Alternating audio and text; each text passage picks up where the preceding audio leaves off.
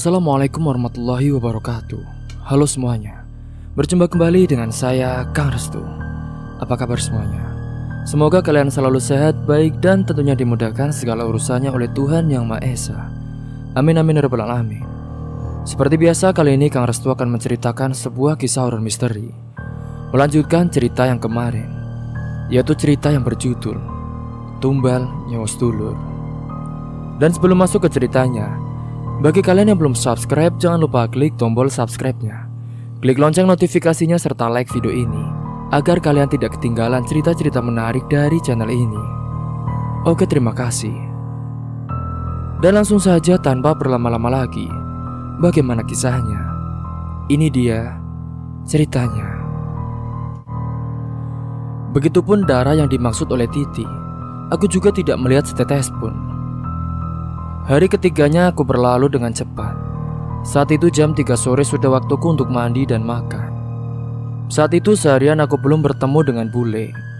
Namun saat kami melintasi kamar bule dengan pintu yang terbuka itu, aku dan Titi melihat bule memakai ruko. Bule berdiri dengan tangan sedekap dan masih meringis dengan giginya yang terlihat serta mata melotot.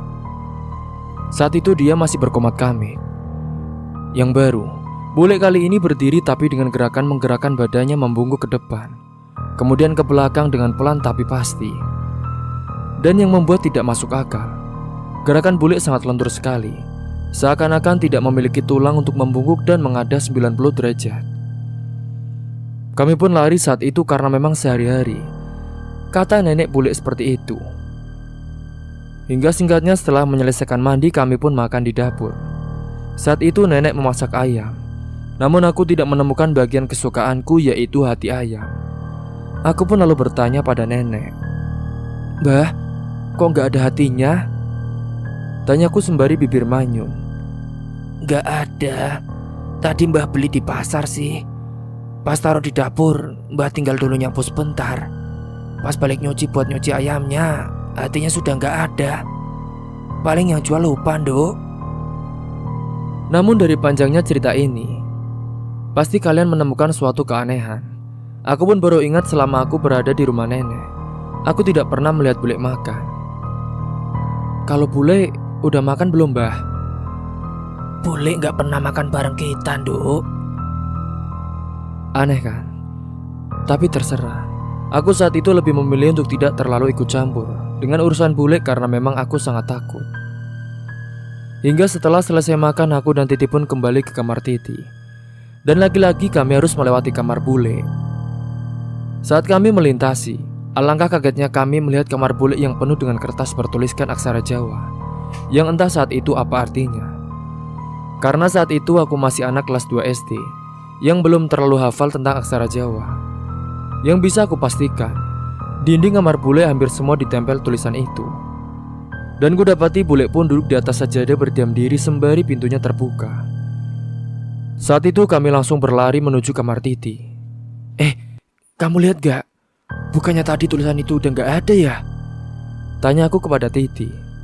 "Iya, tadi gak ada. Padahal kita makan juga baru 30 menitan kok," jawab Titi. Belum selesai kami berbicara, pintu kamar Titi pun tiba-tiba ada yang mengetuk. Tok tok tok. Aku pun sangat kaget. Titi sangat takut. Akhirnya akulah yang memutuskan untuk membuka pintunya itu.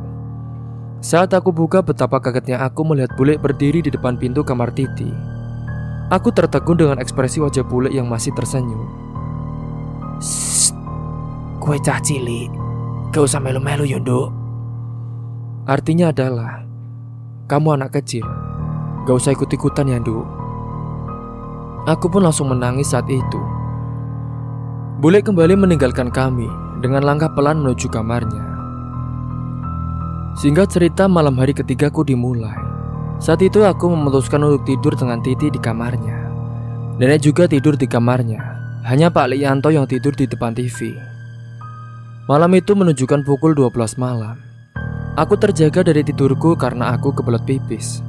Aku lalu membangunkan Titi. "Ti, temenin aku ke kamar mandi yuk," ajakku kepada Titi. "Gak mau ah, takut," dengan suara yang tidak jelas. "Terus gimana? Aku gak ada temannya dong, rengekku kepada Titi. Ajak Mbak aja lah, ucap Titi kepadaku. Aku pun menyerah lalu kubuka pintu kamar Titi untuk membulatkan niat pergi ke kamar mandi sendirian di jam 12 malam. Kamar bule saat itu terkunci. Kamar nenek pun juga terkunci. Karena aku tidak enak apabila mengetuk kamar nenek di malam hari. Pasti nantinya mengganggu yang lain tidur juga. Dengan lampu remang-remang saat itu, aku belum bisa menggapai saklar lampu. Sehingga ya sudahlah, aku berjalan menyusuri rumah joglo nenek dengan keadaan remang-remang menuju kamar mandi. Di sana tidak ada siapapun, hanya ada suara jangkrik dan kodok malam. Aku buru-buru masuk ke dalam kamar mandi, dan saat itu kedengar ada orang lain selain aku yang ada di dapur. Entah siapa orang itu. Orang itu membuka pintu dapur menuju halaman belakang rumah nenek. Batinku saat itu hanya bilang, siapa sih? Siapa yang tengah malam begini berani keluar rumah? Di halaman belakang pula. Kan itu isinya ilalang semua. Hingga setelah aku selesaikan urusanku di kamar mandi, dengan rasa was-was aku pun membuka pintu. Tidak ada seorang pun di sana. Pintu juga tertutup, namun saat itu tembok dapur rumah nenek terbuat dari kayu di bawah, dan di tengahnya terbuat dari anyaman bambu seperti kipas sate. Di anyaman itu terdapat lubang kecil. Karena kepo, aku pun memberanikan diri untuk mengintip ke balik tembok itu. Gelap dan sepi saat aku akan menjauhkan mataku dari tembok itu. Alangkah terkejutnya aku ketika melihat wajah bule tersenyum dengan rambut panjangnya yang menjuntai ke bawah. Benar saja, saat itu aku yakinkan posisi bule saat itu menggantung dengan kaki di atas dan juga kepala di bawah. Aku terkejut dan tersungkur ke belakang, sembari menutup mulut agar suara tangisku tidak membangunkan siapapun.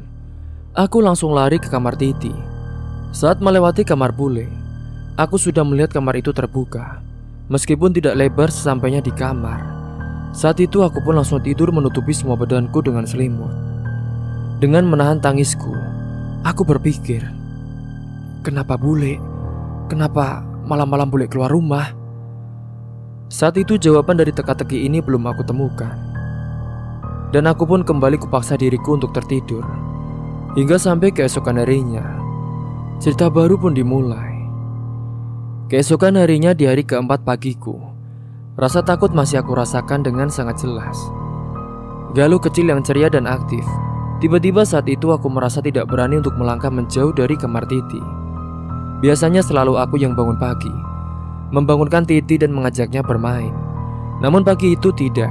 Sebaliknya Titi yang membangunkanku mengajak bermain. Galuh, bangun, ayo main.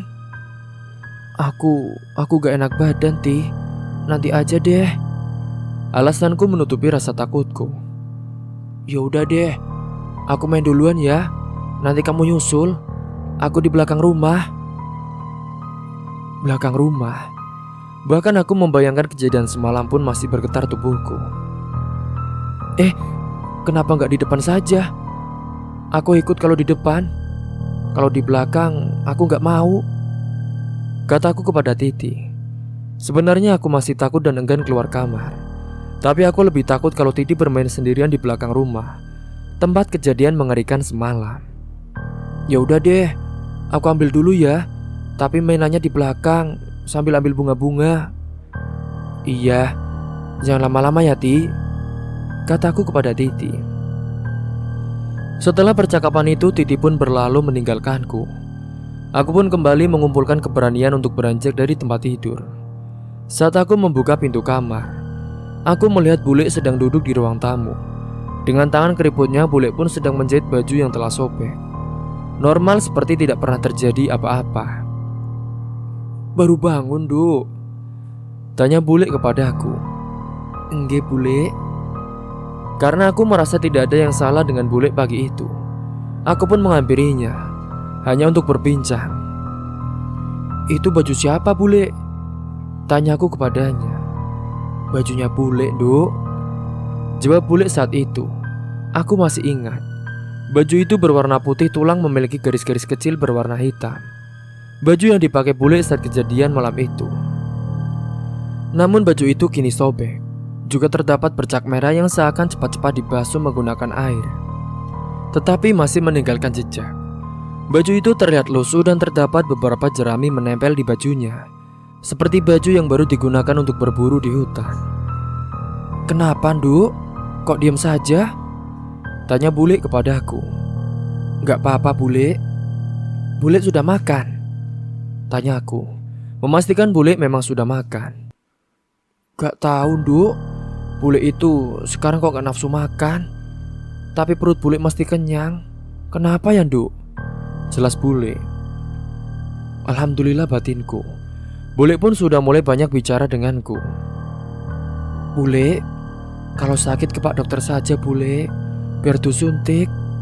Soalnya bule kelihatan pucat," jelasku, sembari memperhatikan wajah bule yang pucat pasi.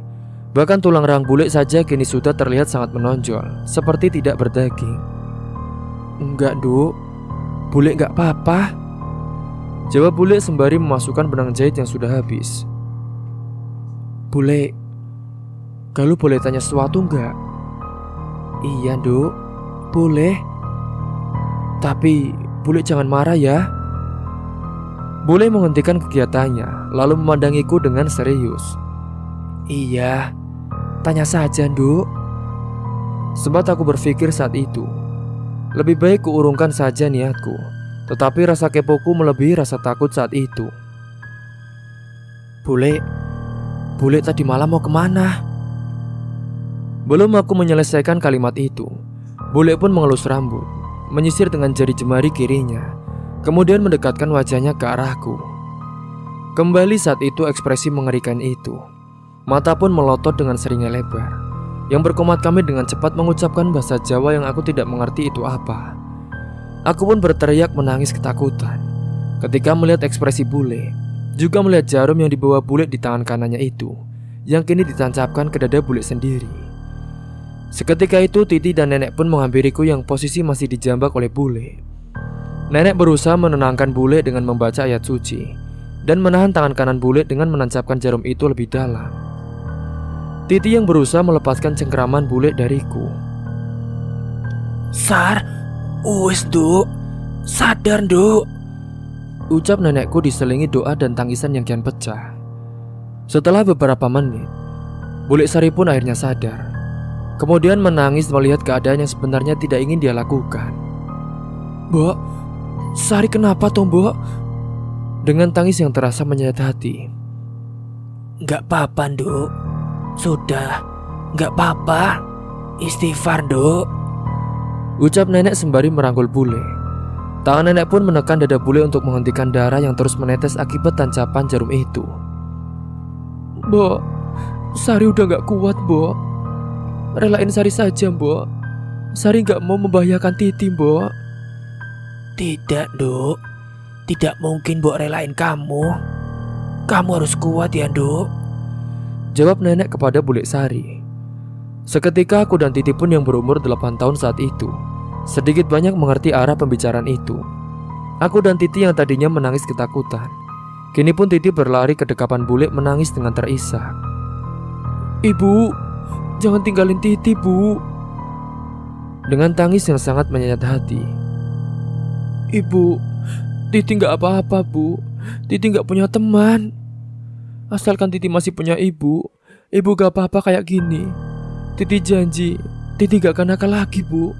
Asalkan Titi masih bisa lihat ibu." Sungguh aku tidak mau melihat keadaan seperti ini. Melihat Titi dan bule seperti itu, aku semakin mengurungkan niat untuk mengadu ke bapak dan meminta tolong Pak Le untuk menelpon bapak menjemputku. Aku tidak bisa meninggalkan Titi bermain sendirian. Hingga setelah kejadian itu, nenek membawa bule ke dalam kamar untuk membantu menenangkan bule dan juga mengobati lukanya. Aku pun mengajak Titi bermain. Tujuanku untuk menghiburnya agar tidak sedih berlarut-larut. Karena saat itu kita masih sama-sama anak kecil yang berusia 8 tahun, yang tidak bisa memberikan kata-kata mutiara yang dapat menenangkan satu sama lain. Selain kalimat "ayo kita main", aku pun bergegas membantu Titi yang saat itu belum selesai membereskan mainannya untuk dibawa ke halaman depan. Dengan berat hati aku pun melangkahkan kaki ke halaman belakang. Kali ini aku melewati jalan kecil sebelah kanan rumah. Dan lagi aku menemukan bunga layar tercecer di sana. Namun aku mengabaikannya dan buru-buru untuk mengambil mainan di belakang. Sesampainya di halaman belakang, aku dan Titi pun berkemas. Namun tiba-tiba Titi menemukan sesuatu di balik sumur tua nenek itu. Kali ini kepala ayam berwarna hitam, masih dengan darah segar seakan-akan baru dipotong beberapa jam yang lalu. Titi mengambilnya dan menyerahkannya kepadaku. "Kamu ingat gak, Ti? Setahun lalu kita nemuin kayak telinga gitu di bawah pohon beringin itu," kataku. "Iya kok, ingat. Terus sekarang ini kepala ayam." Kami pun sudah seperti detektif Conan, seperti dua anak kecil yang diberikan kasus untuk ditemukan jawabannya. "Aku pernah dengar pas mamaku telepon sama ayahmu. Katanya warga di sini banyak yang kehilangan hewan peliharaan. Kamu tahu?" tanyaku. "Aku malah gak tahu. Tapi emang beberapa bulan ini kalau malam Selasa sama malam Jumat, warga itu kayak bawa obor gitu, keliling. Tadi malam kan juga sih," katanya. "Ini hari Jumat, Ti. Berarti harusnya tadi malam ada kejadian dong." "Kamu tahu emangnya tadi malam?" tanyaku. "Pas kamu sudah balik ke kamar mandi, aku tuh dengar kamu kayak orang nangis. Ya udah, aku biarin aja. Terus pas itu aku lihat kamu udah berhenti nangisnya. Terus aku dengar suara warga tuh keliling gitu. Terus aku coba intip ke depan. Emang bener sih, ada Pak Kamidi juga lagi keliling bawa obor." Aku semakin yakin boleh ada di balik ini semua karena waktunya sangat bertepatan. Tetapi aku pun kembali ingat pesan Bapak untuk diam saja dan jangan beritahu siapapun. Namun aku justru semakin penasaran. Malam Selasa dan malam Jumat. Malam Jumat aku sudah melihat sendiri bule keluar. Dan 3 hari lagi malam Selasa, aku harus punya bukti. Hingga hari-hari selanjutnya masih seperti biasa, tidak ada yang aneh dari bule. Hanya posisi bule setiap menjelang maghrib yang selalu memakai ruku berdiri sedekap, menyeringnya sembari berkomat kamit. Aku pun semakin terbiasa dengan itu dan kuanggap bukan hal baru lagi. Atau pada malam harinya di rumah nenek selalu berisik. Selalu ada suara derap kaki, suara burung gagak yang selalu mengitari rumah nenek. Kalau kata orang Jawa, burung gagak itu mengantarkan pertanda tidak baik. Jika dia bertengger di salah satu atap rumah, pasti akan ada yang meninggal. Semacam urban legend, tetapi kami mempercayainya. Anehnya burung gagak itu hanya mengelilingi rumah selalu setiap malam. Singkat cerita, tibalah hari di mana hari itu hari Senin, tepat di mana malamnya adalah malam Selasa. Apabila benar kata warga jika mereka kehilangan hewan peliharaannya, harusnya hari ini ada kejadian lagi nanti malam. Pagi itu kita awali dengan bermain di kebun tela milik Pak Kamidi. Kebun itu hanya separuh bagian yang ditanami ketela. Selebihnya dibiarkan tak terawat ditumbuhi ilalang yang tingginya jauh di atasku. Kami bermain di samping ilalang itu. Dan sampai juga pada pembicaraanku pada Titi. "Galuh, kamu gak lihat Yaya?" "Oh iya, kemana ya dia? Udah beberapa hari ini gak main sama kita." "Kita ke rumah Yaya aja yuk, kita cari dia. Sekalian aku juga mau minta maaf," kata Titi. Tanpa banyak pikir panjang, aku berjalan dengan Titi menuju rumah Yaya yang terlihat tak terawat namun megah. "Assalamualaikum Yaya." Suara kami berdua bersahutan. Namun saat itu tidak ada jawaban. "Yaya, kamu di mana? Aku Galuh. Ayo main," kataku. Kudapati Yaya berjalan dari samping rumah menemuiku. Saat itu matahari terik. Sinarnya pun mampu membuat kulitku merah jika lama-lama berada di bawahnya. Namun saat itu, Yaya lebih memilih menjauhi sinar itu. Dia lebih memilih berdiri di samping rimbunnya pepohonan yang menutupi rumah itu. "Yaya, kamu kemana aja?" sapaku dengan ramah. "Aku di rumah," kata Yaya. "Yaya, aku mau minta maaf ya. Kemarin ninggalin kamu sendirian sama Galuh," kata Titi. "Iya, gak apa-apa kok. Udah biasa," kata Yaya. Udah biasa katanya. Berarti udah biasa yang pas lihat dia lari itu, atau udah biasa karena memang tidak ada yang mau berteman sama dia. Saat itu aku pun belum terlalu memikirkannya. Titi dan Yaya pun bersalaman, menandakan mereka sudah baikan. "Ayo main ke rumah nenekku. Titi di sana punya banyak mainan," kataku kepada Yaya. "Aku gak boleh kemana-mana. Aku harus di sini," kata Yaya. "Kan deket rumah kita. Itu di depan itu loh, itu rumahku," kata Titi kepada Yaya. "Boleh, di sini aja," kata Yaya dengan memelas. "Ya udah deh, gak apa-apa. Tapi jangan di sini ya. Aku takut ada ular. Agak ke depan yuk, biar ada terang-terangnya," ajakku saat itu. "Tapi aku gak boleh," tolak Yaya. "Di depan juga gak boleh," kata Titi. "Iya, gak boleh. Bolehnya di sini aja," tanyanya kembali. Kita pun memutuskan untuk bermain masak-masak di samping rumah Yaya, ditutupi rimbunya pepohonan dan semak belukar yang tidak terawat. "Kamu ini sendirian di rumah ya?" tanyaku dengan tetap bermain. "Iya." "Mama papamu kemana?" tanya Titi sontak membuat Yaya tertegun. Yaya kaget atas pertanyaan dari Titi. "Kamu tahu mama papaku?" "Iya tahu. Pas kita ketemu di sungai kemarin, aku lihat mama papamu liatin kita. Tapi kayaknya gak suka deh sama aku." "Is, gak boleh gitu Titi," kataku dengan memutus. "Jangan dimasukkan di hati ya.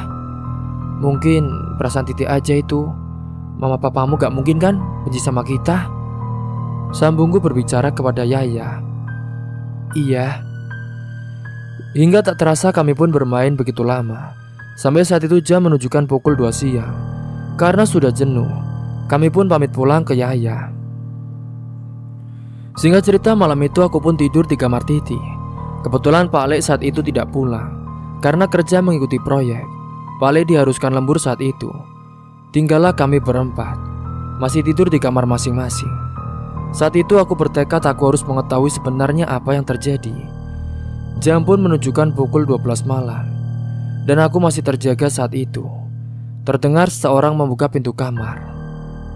Kemudian disusul langkah kaki saat itu. Tetapi anehnya, langkah ini tidak pelan, karena lantai rumah nenek saat itu masih terbuat dari semen yang dihaluskan permukaannya. Suara langkah jika malam pun bisa terdengar. Langkah itu terdengar tergesa, tidak bahkan lari seperti orang kegirangan. Aku pastikan itu adalah bule. Siapa lagi kalau bukan dia? Pikirku saat itu. Cepat-cepat aku pun mengambil senter yang sudah aku ambil dari kamar nenek diam-diam sore itu.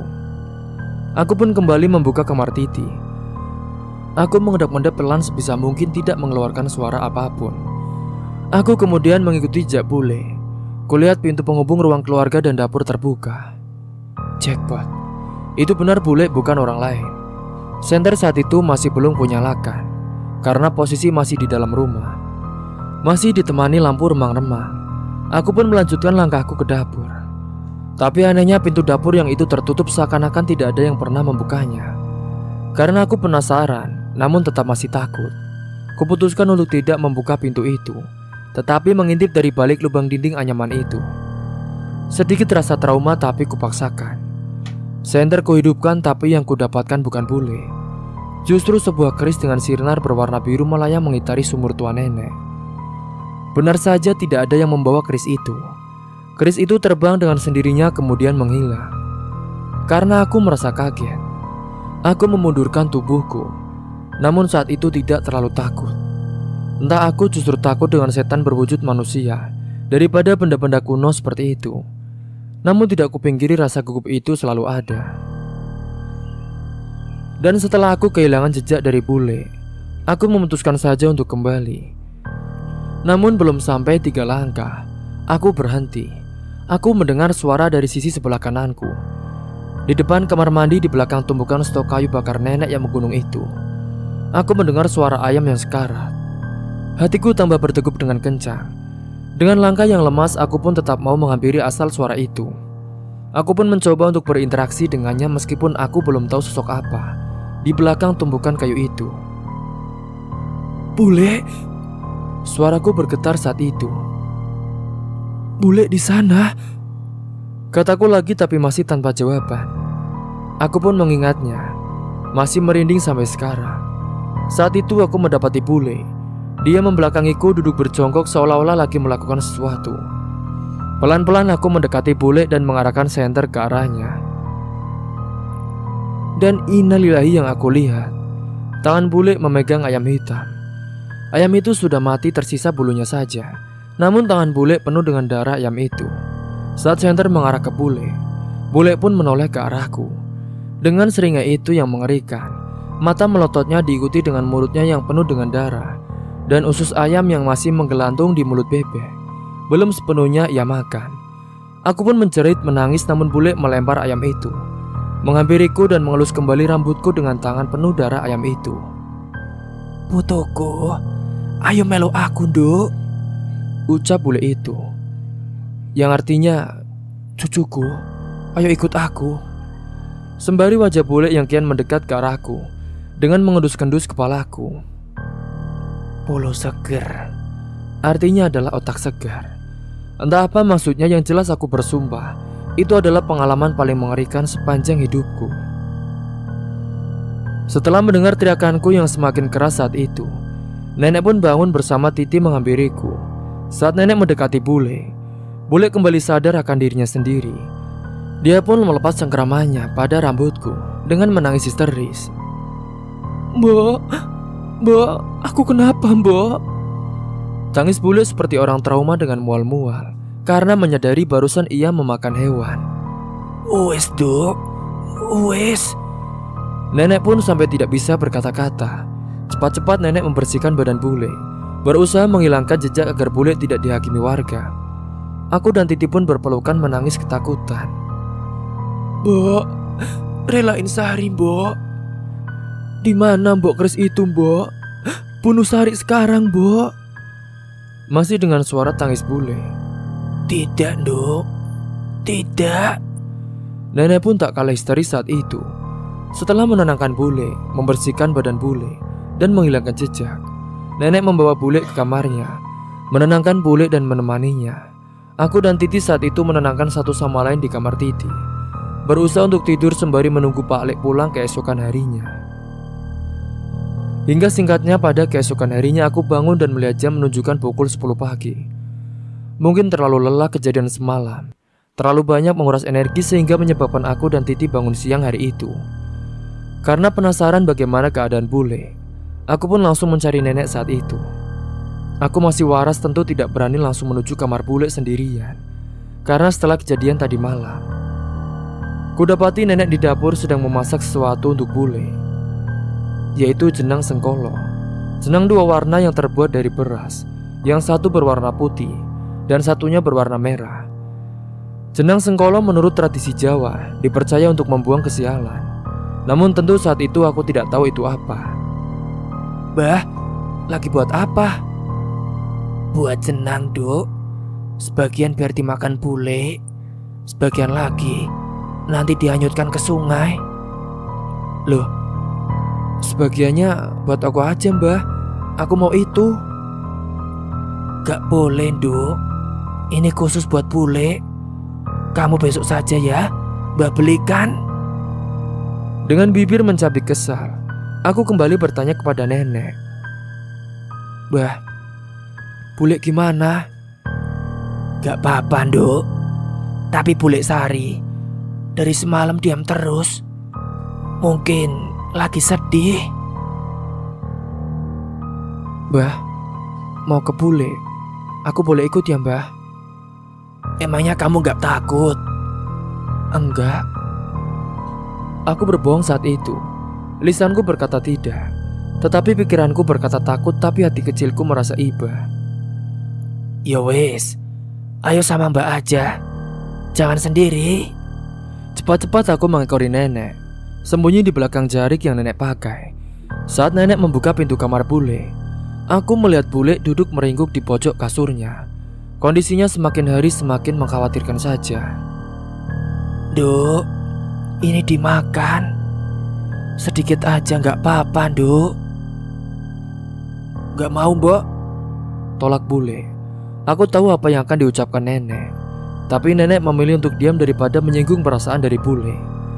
Jawaban mengapa bule tidak pernah makan dan selalu merasa kenyang dalam 1 tahun belakangan ini, karena bule memakan hewan-hewan peliharaan tetangga dengan memakannya hidup-hidup hewan itu. Dan menurut laporan warga, dalam 1 hari terkadang bisa lebih dari 2 ayam yang hilang, atau terkadang kelinci atau bahkan kucing. Dan bule memakan semua itu hanya dalam waktu beberapa jam, tanpa meninggalkan jejak, tanpa bersisa. Bisa dibayangkan betapa mualnya aku waktu melihat kejadian malam itu. Kami lebih memilih diam dan tidak berani mengungkitnya di depan bule. Tawaran jenang sengkolo itu selalu bule tolak, entah apa alasannya. Hingga beberapa menit kemudian suara motor Pak Le pun terdengar. Alhamdulillah Pak Le sudah datang, karena saat itu yang memiliki HP hanya Pak Le, sehingga Pak Le pun tidak tahu menahu ada kejadian ini, karena kami tidak bisa mengabarinya saat itu. Pak Le pun masuk dan kemudian kaget melihat nenek membawa jenang sengkolo duduk di kasur bule.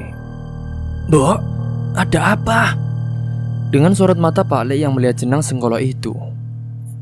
"Ayo, keluar dulu," kata nenek. Aku pun mengikuti nenek saat aku berbalik. Aku melihat bule berubah ekspresi kembali, tersenyum meringis ke arahku dengan kepala dimiringkan ke kanan seperti hampir patah. Aku langsung lari keluar. Di luar aku menceritakan semua yang aku alami kepada Pak Le.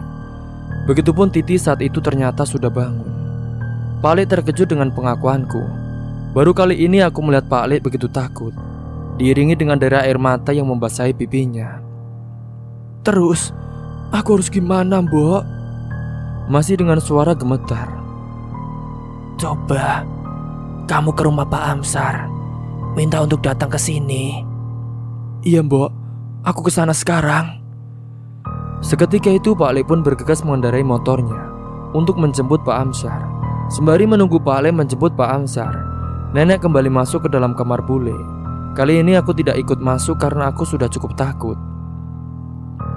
Aku lebih memilih menunggu di ruang tamu bersama Titi. "Kamu gak apa-apa? Mau ikut aku aja tinggal di Madiun sementara?" kata aku kepada Titi. "Iya, gak apa-apa. Tapi aku gak mau pisah sama ibu," kata Titi menangis.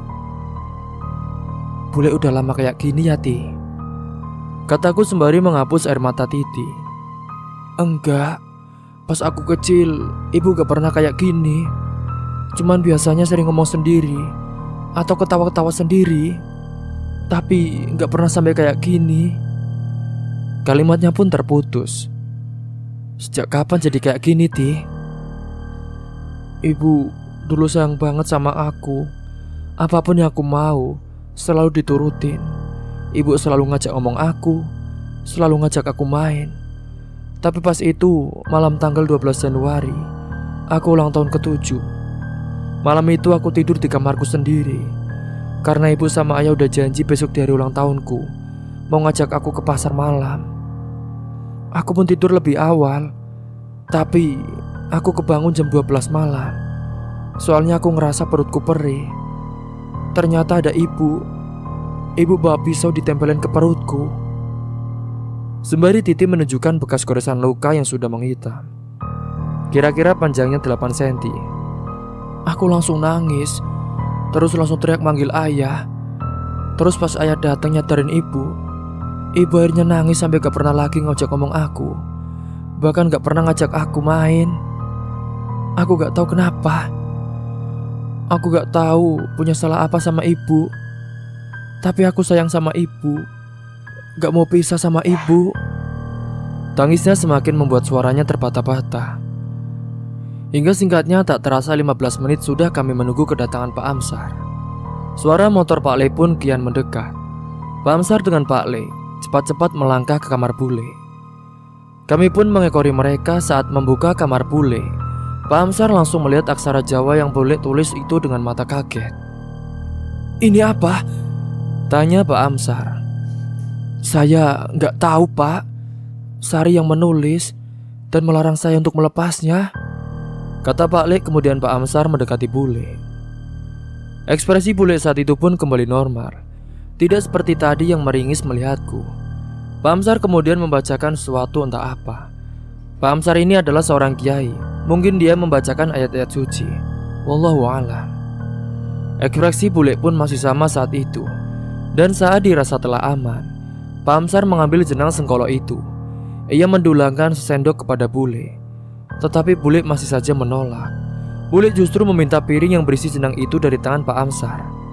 Kami pun sedikit lega, ternyata bule mau makan sendiri. Tapi salah dugaan kami saat itu. Jenang itu bule makan tanpa menggunakan sendok. Ia makan menggunakan mulut seperti anjing. Tidak bule makan, tapi bule kumpulkan di mulutnya sebelum ia memuntahkan jenang itu. Aku merasa wajah bule berbeda lagi, seperti kakek-kakek. Kemudian menyeringai dengan mengejek. Saat itu aku dan Titi pun dijauhkan oleh Pak Le untuk keluar kamar, menyisakan Pak Amsar dan juga bule. Pintu itu pun tidak ditutup, jadi kami masih bisa melihat apa yang telah terjadi. Pak Amsar mempercikan air putih ke wajah bule saat itu, dan bule pun berteriak-teriak dengan suara seorang kakek-kakek. Mana urusan opo kowe bocah? Gertak bule mengerang wajahnya dengan marah. Artinya adalah, ada urusan apa kamu bocah? Sintena sampai yang cakep kakek mengganggu keluarga puniki. Jawab Pak Amsar sambil terus memercikan air itu. Artinya adalah, siapapun Anda sudah cukup mengganggu keluarga ini. Kowe ora ono urusan. Bocah iki arep terus dadi inang lawase aku. Durung diwenehake tumbal, jumbo karo prajanjen. Jawab bule dengan suara kakek-kakek itu. Artinya adalah, bule akan terus menjadi inang selama belum diberikan tumbal, sesuai dengan perjanjian. Napa mawon perjanjian puniku, boten wonten sesambatanipun kalih sehari mbah. Jawab Pak Amsar. Artinya adalah, apapun bentuk perjanjian itu, tidak ada hubungannya dengan Sari. Kowe ora arep bisa ngusir aku. Kejaba nyawa bocah iki melu aku. Jawab bule yang artinya, kamu tidak bisa mengusirku, kecuali nyawa bule ikut bersamanya. Seketika kami semua pun menangis mendengarnya. Dan Pak Amsar kembali merapalkan doa untuk bule. Dan setelahnya bule pun tidak sadarkan diri. Sembari menunggu Pak Amsar dan Pak Le yang kembali mengurusi bule di dalam kamarnya, aku, Titi, dan nenek pun kembali untuk mengurusi sisa jenang sengkolo yang nantinya akan dihanyutkan ke dalam sungai. Dalam perjalanan kami menuju sungai, aku bertanya kepada nenek, "Mbah, bule udah lama ya kayak gitu, Mbah?" Iya, Nduk. Ada kisah di balik semua ini yang terjadi sama bulekmu. Kisah? Kisah apa, Mbah? Belum waktunya kamu tahu. Bule sudah 25 tahun lebih seperti ini, Nduk. Kamu tanya mamamu saja. Dia tahu. Singkat cerita, kami pun tiba di sungai belakang rumah Pak Kamidi saat itu. Nenek melarungkan jenang sengkolo, berbungkus daun jati. Saat itu masih pagi, matahari pun masih memancarkan teriknya. Di seberang sungai aku melihat sosok sedang berdiri memperhatikan kami di bawah rimbunya pepohonan. Orang itu tinggi mungkin kisaran 2 meter. Dia juga kurus kering, berwajah putih pucat. Dan yang paling aneh adalah tangannya pendek dengan jari yang hanya berjumlah 2 dan berselaput. Aku langsung memejamkan mata, menahan tangis agar suasana tidak tambah runyam. Sosok itu tidak terlalu jauh dari keberadaan kami. Mungkin hanya berjarak 5-7 meter. Karena yang pasti aku bisa menangkap dengan jelas perwujudan sosok itu. Entah itu apa, yang jelas aku selalu menuruti pesan bapak untuk diam saja. Setelah nenek selesai melarungkan jenang itu, kami pun kembali ke rumah. Kami melihat kondisi bule yang saat itu masih tidak sadarkan diri. Pak Amsar masih berjaga di sana untuk beberapa jam, mengantisipasi apabila bule menunjukkan gelagat aneh lagi. Dengan sambil berbincang-bincang dengan Pak Lekyanto. "Yan, lebih baik Sari kamu bawa ke daerah Gunung Kidul. Di sana ada kiai yang sepertinya bisa mengatasi Sari," kata Pak Amsar. "Namanya siapa nggih, Pak?"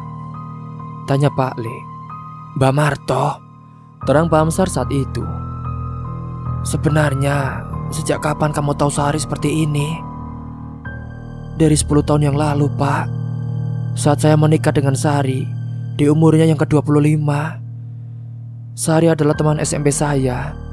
Saya sudah menyukai saat SMP, karena dia termasuk anak yang saat itu jadi idola desa ini. Jadi saya tidak berani mengungkapkan. Saat itu Sari masih terlihat seperti orang normal, Pak. Sampai saat kami sudah dewasa, saya beranikan diri untuk melamarnya. Saat itu saya sebenarnya sudah merasa ada yang salah dengan Sari, karena dia tidak pernah mau makan sayur. Dia hanya mau makan daging setengah matang. Makan buah pun juga hanya maunya apel merah. Saat itu aku tidak banyak bertanya, Pak, karena rasa sayang saya sudah jauh lebih besar. Mendapatkan Sari saja sudah cukup bagi saya, Pak, untuk menemaninya sampai kami tua. Hingga seiring tahunnya berjalan, pernikahan kami normal-normal saja. Menginjak kelahiran Titi di tahun ketiga pernikahan kami, Sari tiba-tiba yang tadinya tidak pernah mau sholat, ini sholat, Pak. Namun sholatnya itu aneh, selalu menyeringai, bersedekap, dan hanya berdiri kemudian duduk. Tidak ada ruku ataupun sujud. Sari juga selalu membaca bacaan aneh. Saya pun tidak tahu artinya apa, Pak. Hingga sampai menjelang 40 hari kelahiran Titi, Sari tiba-tiba menyendiri, tidak mau diganggu dan hanya makan nasi putih dan air putih saja. Sari juga selalu membasuh perut besarnya itu dengan bunga kuburan, karena merasa ada yang tidak beres. Saya berusaha mencari orang pintar saat itu, Pak. Namun saat orang pintar itu datang ke rumah, beliau kaget melihat kondisi Sari. Beliau malah mengatakan bahwa Sari ini jiwanya sudah tidak ada. Sukmanya sudah digantikan dengan sosok peliharaan kakek buyutnya. Sosok itu sangat kuat, beresiko bagi Sari apabila harus dilakukan ritual di usia kandungannya yang mendekati hari persalinan. Orang pintar itu terus berpesan kepada saya, sembari meninggalkan sebuah jimat yang wajib bagi saya berikan pada anak saya saat ia akan menginjak usia 7 tahun. Dan saat hari persalinan, kondisi Sari tidak stabil karena kekurangan gizi yang cukup parah, dehidrasi, dan keadaan Sari yang lemah, sehingga tidak memungkinkan untuk persalinan normal. Kami memutuskan untuk melakukannya dengan cara sesar. Buah air mata Pak Le pun menggenang saat mengingat momen kelahiran Titi. Saya bersumpah saat melihat kondisi Sari saat itu, hati saya sangat hancur. Saya tidak ingin kehilangan Sari dan anak saya, Pak. Saya kemudian sholat dan berdoa di musola rumah sakit, meminta agar kedua malaikat saya itu diberikan perlindungan. Allah Maha Besar, Allah mendengar doa saya, Pak. Setelah saya kembali, saya mendengar suara anak saya, anak yang kuat bertahan. Bahkan saat anak saya masih berada dalam kandungan, sampai saat ini dia menghadapi cacian temannya karena kondisi ibunya. Ucap Pak Lelianto dengan berbicara kepada Pak Amsar. Singkat cerita, kami pun pulang dari rumah sakit saat itu. Sari normal, ia juga mau menggendong Titi, menyusui selayaknya ibu. Namun malam itu niat saya akan menguburkan ari-ari Titi, tapi saya lupa belum membeli bunga untuk menyekarnya, Pak, dan diberikan di atas gundukan tanah tempat ari-ari itu yang nantinya saya kubur. Saya tinggalkan Sari sebentar. Saat itu Mbok juga masih mengurusi hal lainnya. Namun saat saya kembali ke rumah, ari-ari itu sudah tidak ada. Saya bertanya kepada Mbok, apa tahu ari-arinya di mana? Mungkin tadi saya yang lupa. Tapi Mbok bilang tidak tahu. Kami pun mencari-cari di mana ari-ari itu. Sampai firasat saya mengatakan, mungkin Sari tahu. Meskipun mustahil baginya untuk berjalan di hari ketiga bekas operasi sesarnya itu, Pak. Saya pun mendekati Sari yang saat itu menggendong Titi dengan berbaring di atas kasur. Dia lalu menyanyikan lagu untuk Titi. Anehnya dengan tembang Jawa, bukan lagu anak pada umumnya. Namun alangkah terkejutnya saya, Pak, ketika melihat gigi Sari yang ada bercak berwarna merah. Begitupun kuku di jempolnya yang masih memegang barang, seperti usus tapi tinggal sedikit. Lanjut Pak Le saat itu. Pak Le pun mengusap air matanya yang kian berderai. Saya kemudian menangis, Pak. Melihat kondisi Sari yang tidak masuk akal itu, saya berusaha untuk melepaskan usus kecil itu dari genggaman Sari dengan mencium kepalanya dan mengatakan, "Ini anak kita, ini buah hati kita." Saat itu Sari pun pelan-pelan mau melepaskannya, dan dia juga berubah ekspresi serta menangis, Pak. Kemudian Titiku bawa untuk kuserahkan kepada Simbo, sembari aku menceritakan semuanya. Kemudian aku bergegas menuju depan teras, Pak, untuk mengubur sisa ari-ari itu. Usus kecil dengan panjang tidak lebih dari 3 cm. Setelah kejadian itu, semuanya normal, Pak. Hanya tinggal Sari yang sholat tidak sebagaimana mestinya itu, yang setiap hari ia lakukan menjelang maghrib. Selebihnya tidak ada kejadian aneh lagi. Rumah tangga kami bahagia, penuh dengan tawa. Sampai singkatnya di malam ulang tahun Titi yang ke-7, saya lupa memberikan jimat itu kepada Titi karena saya ketiduran di depan TV. Saat bangun, jam menunjukkan pukul 12 lebih sedikit. Saya terbangun karena suara tangis Titi, Pak. Cepat-cepat saya menemui Titi di kamarnya. Saya melihat Sari di sana dengan pisau dapur diletakkan mengiris perut Titi. Sampai sekarang, bekasnya pun masih ada. Cepat-cepat aku bacakan ayat suci yang aku bisa untuk menyadarkan Sari. Dan semenjak itu, sampai hari ini, Sari semakin bertingkah tidak wajar. Jelas Pak Le dengan mengakhiri ceritanya. Pak Amsar pun tercengang mendengarkan cerita dari Pak Le. Aku pun yang diam-diam menguping dengan Titi. Titi hanya diam. Menangis pun sepertinya dia sudah tidak bisa. Namun pernyataan Pak Le masih bisa belum menjawab. Ada apa dengan bule? Asal mula bule seperti ini karena Pak Le menemui bule saat bule berumur 25 tahun. Padahal kata nenek bule seperti ini sejak ia umur 7 tahun. Dan singkatnya karena saat itu juga sudah menjelang sore, Pak Amsar pun kemudian pamit pulang setelah memastikan keadaan bule baik-baik saja. Bule saat itu pun masih tidak sadarkan diri, padahal sudah pingsan kira-kira sekitar 5 jam. Cerita pun sampai di sini dulu. Tunggu kelanjutan ceritanya di part selanjutnya. Mungkin itu saja yang dapat saya sampaikan. Kurang lebihnya mohon maaf apabila ada salah kata ataupun ucapan yang kurang berkenan bagi kalian semua. Sampai jumpa di cerita selanjutnya. Akhir kata, wassalamualaikum warahmatullahi wabarakatuh.